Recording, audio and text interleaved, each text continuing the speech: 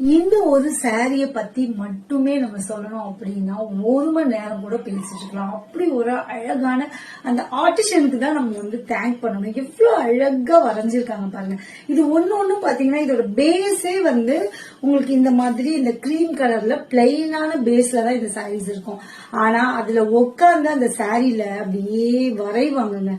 இது எல்லாமே எதுவுமே மிஷின் பிரிண்ட் கிடையாது, பவர் ரூம்ல கொடுத்து எடுக்கிற சாரீஸ் இது கிடையாது.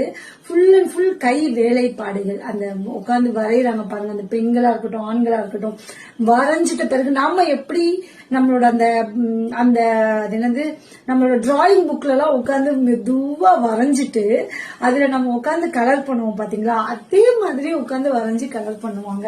அப்படி வர சாரீஸ் தான் இந்த சாரீஸ். நிசாம் உங்களுக்கு இதுல நிசாம் பார்டர் கொடுத்துருக்காங்க. அண்ட் இது ஒரு சில்க் ஃபேப்ரிக். இதுதான் பல்லு போர்ஷன் அண்ட் பிளவுஸ் போர்ஷன். ஓகேவா?